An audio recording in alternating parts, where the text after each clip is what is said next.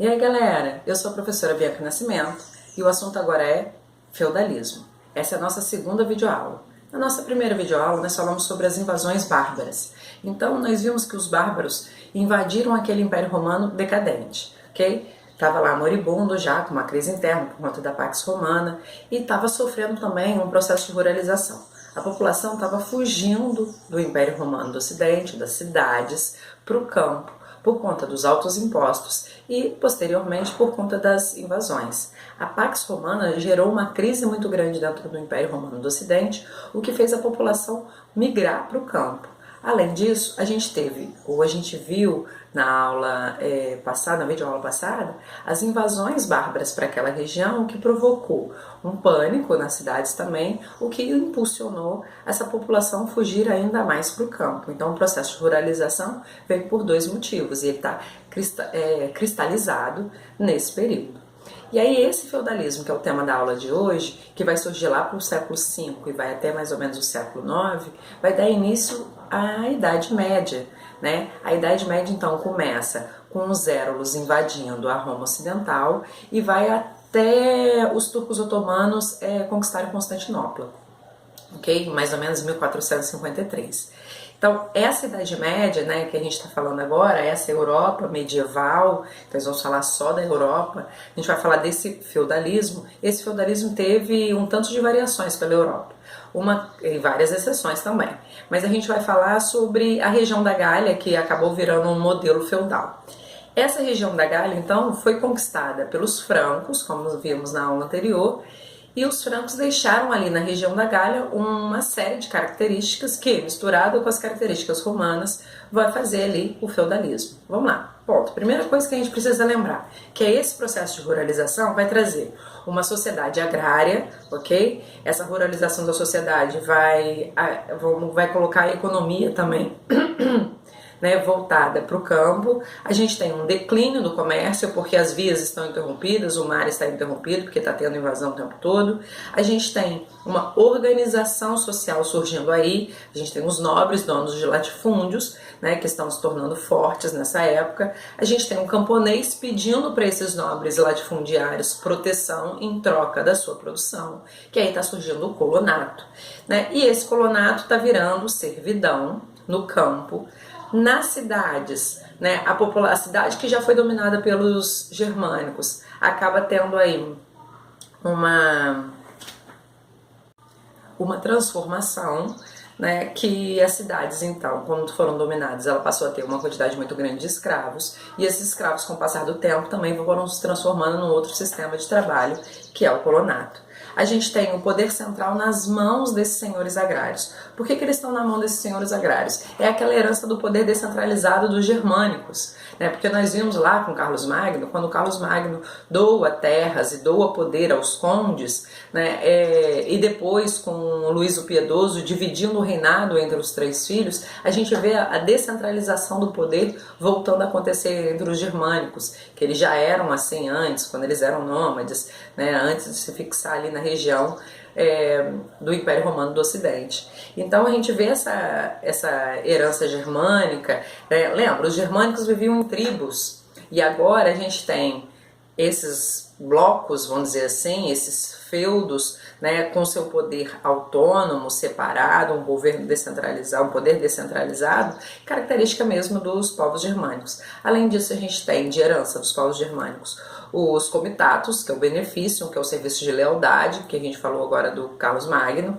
A gente tem essa relação da suzerania e vassalagem, que essa entrega de terras e poder que o Carlos Magno promove vai virar essa relação de suzerania e vassalagem, um ato de entregar a terra e de dever proteção a ela. Além disso, a gente tem a defesa do território em troca de armas e cavalos, também é uma herança germânica, eles também faziam isso, que é a prática da homenagem. E a gente tem um direito baseado nos costumes, que é o direito consuetudinário. Tudo isso que são características dos germânicos fica então como característica do feudalismo. Essa fragmentação da Europa toda com esses constantes ataques, né, os saques, essas vias de comunicação bloqueada, vai fazer com que o comércio se feche para uma uma troca direta, né? As cidades estão despovoadas, a gente tem aí uma política descentralizada, tem vários poderes particulares se estabelecendo nessa sociedade. A gente tem um modelo de produção, né, feudal. Esse modelo de produção feudal, a gente tem uma economia então agrícola, com a terra como fonte de riqueza, um sistema comunitário e autossuficiente, o comércio então à base de trocas. Essa sociedade é baseada pela posse de terras, é uma sociedade estamental, onde tem o senhor de terras, que é o senhor feudal, e os seus dependentes são os servos, são os vilões. Os vilões são aqueles que não ficam morando exatamente dentro do feudo, mas vão até o feudo trabalhar e voltam para suas casas, vamos dizer assim. E esses vilões vão morar aonde? Escondidos no meio da floresta, exatamente com medo dessas possibilidades, desses ataques. Por isso que os servos se sujeitam a viver dentro do feudo, porque ali ele tem proteção.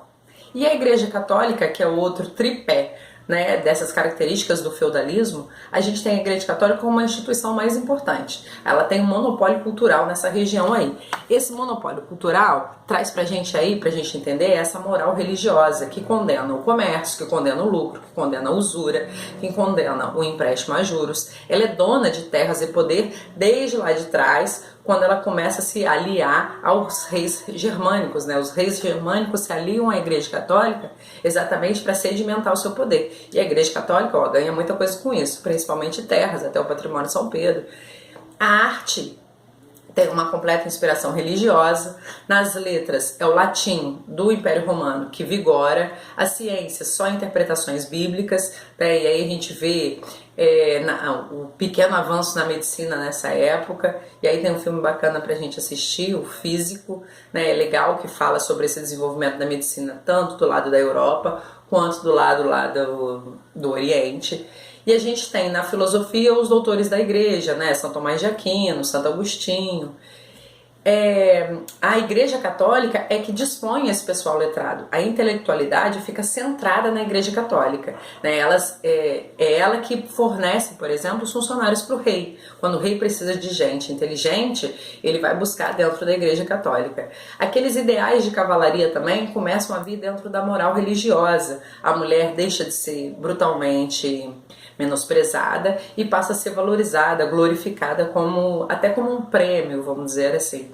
A gente tem também a igreja forçando aí uma trégua de Deus. Ela ameaça de excomunhão aquele que faz guerra em dia santo, um final de semana, no fim do verão, no início do outono. Então a gente tem uma igreja forçando ou dominando todo esse comportamento dessa época da Idade Média.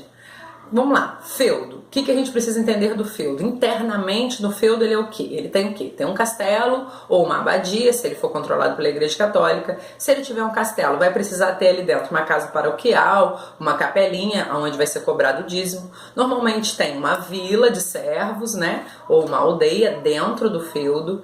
Dentro do feudo a gente tem o manso senhorial, que é a produção agrícola do senhor feudal. E aí os servos são obrigados a trabalhar ali 3 vezes por semana. E aí paga-se a corvéia, que é o imposto, né? O manso servil, o servo é obrigado também a trabalhar ali 2, 3 vezes por semana, e ele paga outro imposto, que é a talha. O manso comunal, que é a criação de animais, para todos, na verdade, por isso comunal, que é comum a todos. Mas fora isso, a gente tem o celeiro para guardar os grãos, a gente tem o forno, o açude, o moinho, e para usar essas dependências do senhor feudal, o servo precisa pagar as banalidades. Com as baixas das invasões, quer dizer, começam a cessar, diminuir as invasões bárbaras, a gente tem então nessa região uma quantidade ou uma paz momentânea, vamos dizer assim, né, e começa a reaver o comércio. Por quê? Porque se não está tendo invasão, os mares e os rios começam a ser liberados e o comércio então volta a crescer.